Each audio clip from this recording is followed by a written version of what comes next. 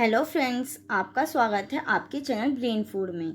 इस वीडियो में हम जो बीए प्रोग्राम के जो स्टूडेंट हैं 6 सेमेस्टर के, जिनका डिसिप्लिन सब्जेक्ट है इकोनॉमिक्स का, economics development and policy in India second, इसके exam question and most important question का हमें डिस्कस करने वाले हैं।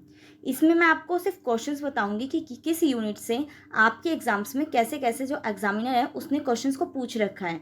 जो ये क्वेश्चंस है ना, ये आपके चाहे रेगुलर स्टूडेंट्स हैं या फिर सोल वाले या फिर एनसी वेब, जितने भी स्टूडेंट्स हैं उनके जो एग्ज़ाम्स में क्वेश्चंस का पैटर्न रहा है, उन क्वेश्चंस को ही मैं इन वीडियोस में लेके आई हूँ, जिससे कि आपको पता चल जाए कि आपके चैप्टर फर्स्ट में किस टाइप का क्वेश्चन बन रहा है, या चैप्टर सेकंड जो आपका है कृषि से रिलेटेड, उसमें आपके कैसे क्वेश्चंस पूछे जा रहे हैं, या फिर जो थर्ड चैप्टर है उद्योग वाला, उसमें कैसे क्वेश्चंस आ रहे हैं। तो जिससे कि एक आपको आइडिया मिल जाएगा कि कैसे क्वेश्चंस को एग्जामिनर डिज़ाइन करके आपसे पूछ रहा है, और आप उसी टाइप से अपने आप को प्रिपेयर कर पाएंगे कि हाँ, हमें किस टाइप से इस आंसर को, इसके क्वेश्चंस के आंसर को फ्रेम करके लिखना है।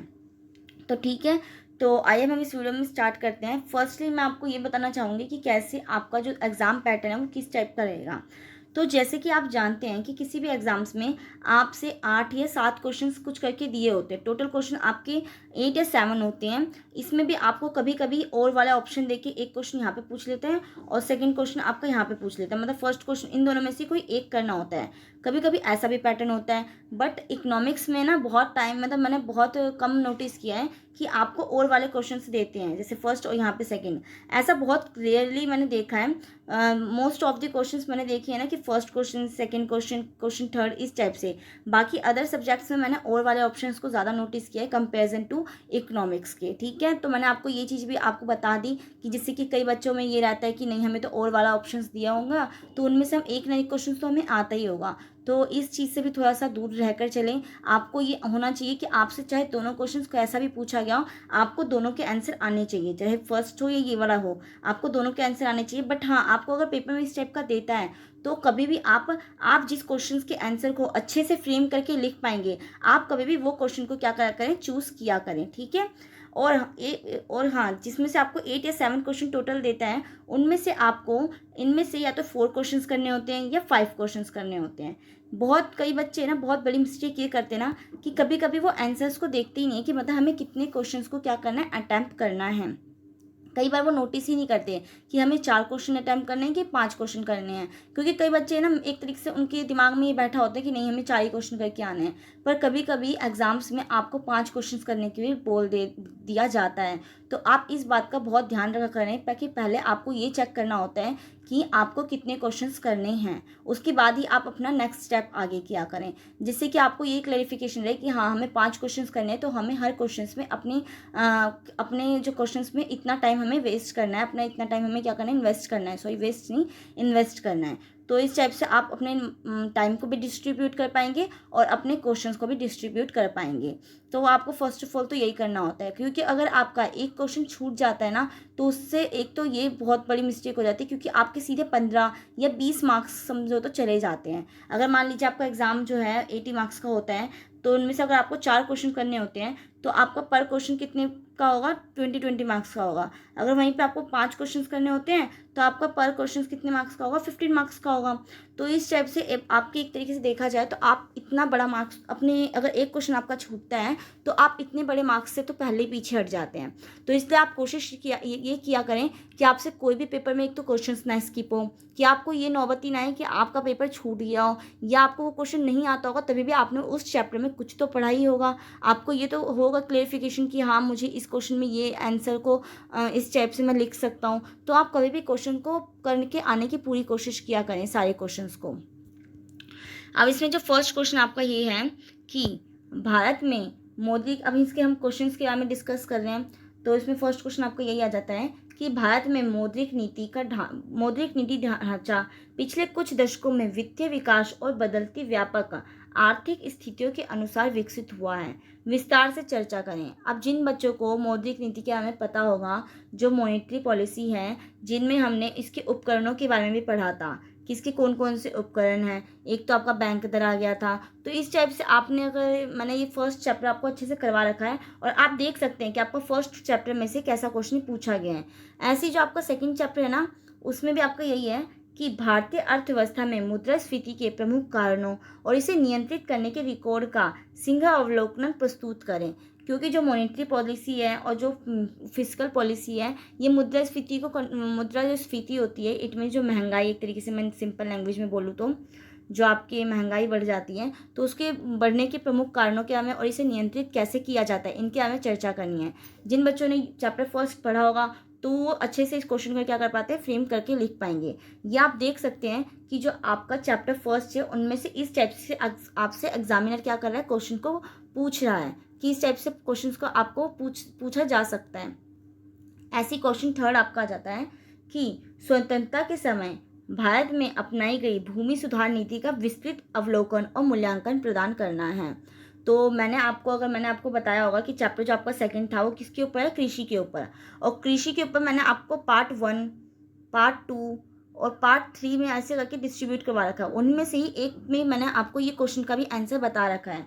भूमि सुधार होता क्या है, भूमि सुधार के लिए सरकार ने कौन कौन सी नीतियाँ अपनाई हैं कि भूमि सुधार किया जा सके, भूमि सुधार की एक तरीके इसके में विशेषताएं, हर चीज़ मैंने आपको बताई है। तो अगर जिन बच्चों ने पढ़ रखा होगा तो उसको तो वो आंसर अच्छे से आता होगा। और आप देख सकते हैं कि आपका जो क्वेश्चन है वो चैप्टर सेकंड में का है, ठीक है, यूनिट सेकंड का है या चैप्टर सेकंड का है, बात एक है, क्योंकि टोटल 4 यूनिट है और 4 चैप्टर एक तरीके से देखा जा सकता है। क्वेश्चन फोर्थ भी आपका सेकंड चैप्टर में का ही है। जबकि कृषि उत्पादन और उत्पादकता में सुधार हुआ है, कृषि रूपांतरण पूर्ण नहीं हुआ। क्या आप इस बात से सहमत हैं कि जो कृषि है उसमें ओनली क्या हुआ है, सुधार हुआ है, उसमें कुछ भी रूपांतरण, उसमें कुछ भी चेंजेस नहीं हुए हैं? अगर आप इस बात से सहमत हैं तो हाँ में उत्तर देके इसका एग्जाम्पल के थ्रू आप इसको वो करेंगे, एक्सप्लेन करेंगे। और अगर नहीं में आपका उत्तर है तो आप उसका भी रीज़न देंगे कि क्यों नहीं है ऐसा। तो आपको अगर हाँ में भी उत्तर देना है तो भी आप उसको क्लेरिफाई करके उसके आंसर को रिप्लाई करेंगे, और नहीं में उत्तर है तो भी आप उसका एक रीज़न देंगे कि क्यों नहीं है। तो आपको इसके हमें चर्चा करना है, ये भी आपका सेकंड चैप्टर में का ही है। तो आप देख सकते हैं कि कैसे कैसे क्वेश्चंस को पूछा जा रहा है। मैं बार बार ये बात इसलिए रिपीट कर रही हूँ कि आपको पता चल जाए कि आपका सेकंड चैप्टर से ऐसे ऐसे क्वेश्चन बन के आ रहे हैं। ऐसे ही आपका ये भी है फिफ्थ क्वेश्चन कि स्वतंत्रता के बाद 6 दशकों में भारतीय कृषि और संबंध क्षेत्रों में विकास की जांच करें। इस विकास परिवर्तन में योगदान देने वाली मुख्य ताकतें क्या रही हैं? कि जो स्वतंत्रता के बाद कृषि क्षेत्र में जो बदलाव आया, कृषि पहले आप जानते हैं कि स्वतंत्रता से पहले की जो कृषि की जो वो कंडीशन थी, हालात थे, वो किस टाइप से थे। फिर स्वतंत्रता के बाद कैसे कैसे नई नई टेक्नोलॉजी का यूज़ किया जाने लग गया। ये मैंने आपको चैप्टर में पढ़ा रखा है, जो आपके तीनों वो हैं, 3 वीडियोज़ हैं सेकेंड चैप्टर के ऊपर। उनमें जो इंपॉर्टेंट क्वेश्चन है उनमें मैंने आपको बता रखा है कि किस टाइप से स्वतंत्रता के पहले की कृषि की स्थिति कैसी थी और स्वतंत्रता के बाद की कैसी स्थिति थी। तो उसमें अगर आपने पढ़ा होगा तो आप इनके क्वेश्चंस का आंसर ईजिली दे पाएंगे। क्वेश्चन 6 है आपका, नई आर्थिक नीति 1991 को जोर प्रणाली की उत्पादकता और दक्षता में सुधार के लिए अर्थव्यवस्था में आर्थिक प्रतिस्पर्धी वातावरण बनाने की ओर रहा है। कि जो 1991 की नीति है, इसमें आपने पढ़ा था कि जो 1991 की नीति में आपने एलपीजी अपनाया था, मतलब हमारी जो अर्थव्यवस्था है उसमें एलपीजी को अपनाया गया था।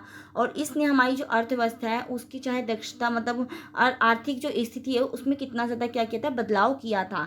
ये जो आपका क्वेश्चन है वो आपका चैप्टर 3 में का है, जिसमें आपने उद्योगों के बारे में पढ़ा था। इनमें मैंने जितनी भी आपकी नीतियाँ थी, जो भी आपकी 1956 की नीति, 1970 की नीति, 1980 की नीति, इन सब नीतियों के बारे में मैंने आपको अच्छे से बताया था। और उसमें धीरे धीरे मॉडिफिकेशन करके कैसे कैसे करके उदारीकरण को लाया गया और कैसे चेंजेस आए थे, तो इन सब चीज़ों के बारे में बताया था। तो आप उसको अच्छे से, अगर आपको पता होगा 1991 की नीति क्या थी और ये कैसे एक तरीके से दक्षता में सुधार के लिए अपने आप को वो कर पाई है, तो उसके बारे में भी आप अच्छे से इसको एक्सप्लेन करके इनका मूल्यांकन कर सकते हैं।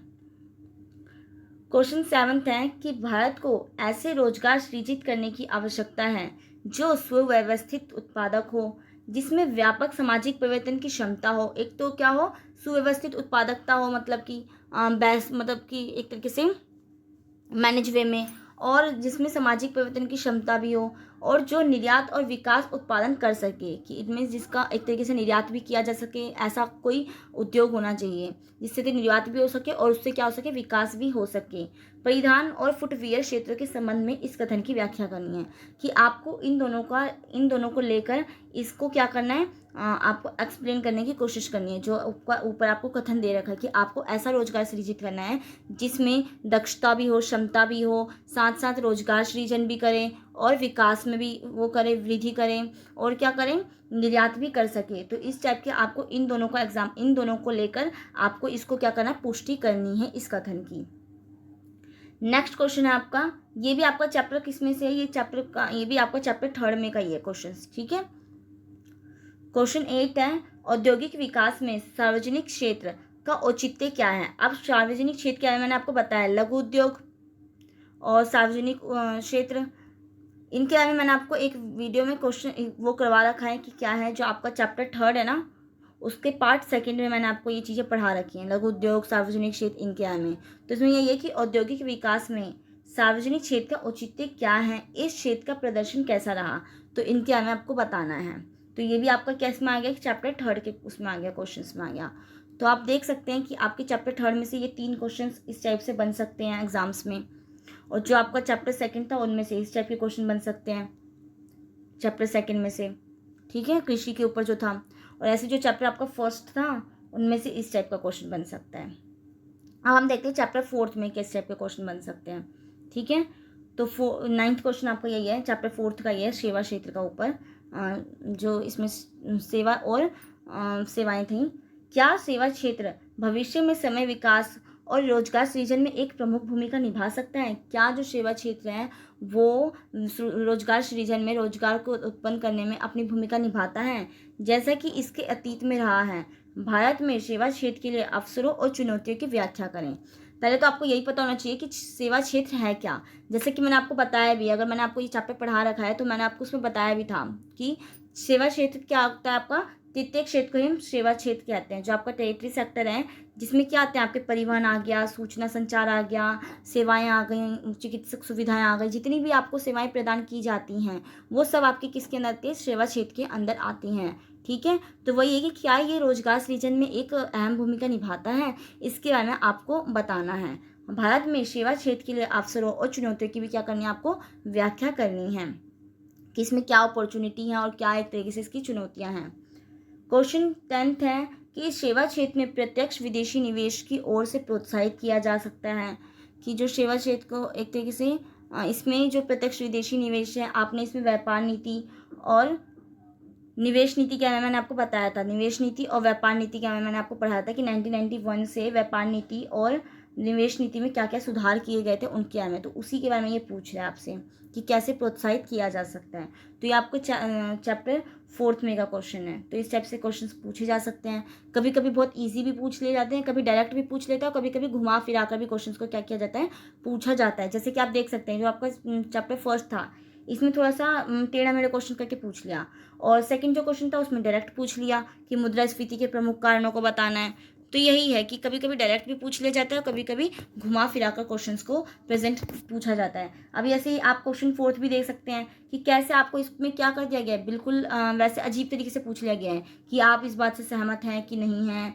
तो जैसे इसमें लिख रखा है कि जबकि कृषि उत्पादन और उत्पादकता में सुधार हुआ है और किसी रूपांतरण में नहीं, तो इसके बारे में आपको बताना है कि कृषि रूपांतरण में पूर्ण नहीं हुआ है कि सुधार हुआ है कि नहीं हुआ है, इसके बारे में आपको बताना है। और ऐसे यहाँ पे जो क्वेश्चन 3 है वो डायरेक्ट पूछ लिया गया है कि भूमि सुधार नीति की विस्तृत अवलोकन करना है। तो कभी कभी इस टाइप के क्वेश्चन पूछ लेता है। और हाँ, एक ये इस टाइप का क्वेश्चन तो एग्जाम से ज़रूर पूछा जाता है कि किसी दो के ऊपर क्या करना है, शॉर्ट नोट लिखना है, ठीक है, संक्षिप्त टिप्पणियाँ करनी है। इसमें आपसे ये पूछा गया मौद्रिक नीति उपकरण क्या में पूछ लिया जाएगा, ठीक है। नेक्स्ट है आपको आधुनिक और पारंपरिक सेवा क्षेत्र कैसा है, कि आज का मॉडर्न और जो आपका पारंपरिक ट्रेडिशनल जो सेवा क्षेत्र है वो किस टाइप का है, आपको इसके बारे में शॉर्ट नोट लिखना होगा। ऐसी भूमि सुधार के बारे में बताना होगा। 4th है आपका भारत में प्रत्यक्ष विदेशी निवेश के बारे में बताना होगा। तो इसके बारे में आपको शॉर्ट नोट, इसकी एक मतलब छोटी नॉलेज भी होगी तो आप इसको आराम से अपने वर्ड्स में लिख पाएंगे। तो आपने देख लिया कि कैसे कैसे क्वेश्चंस किस किस चैप्टर में से पूछे जा रहे हैं। तो मेरा इसमें सिर्फ ओनली मोटिव यही था कि मैं आपको क्वेश्चंस बताऊं कि कैसे कैसे क्वेश्चन आ रहे हैं। इसमें मैंने कोई आपको आंसर एक्सप्लेनेशन नहीं दी है। तो आई होप आपको ये वीडियो अच्छी लगी हो। अगर आपको ये वीडियो हेल्पफुल लगी हो तो प्लीज़ इस वीडियो को लाइक करें और अपने फ्रेंड्स में भी शेयर करें। अब हम मिलते हैं नेक्स्ट वीडियो में, जब तक के लिए बाय।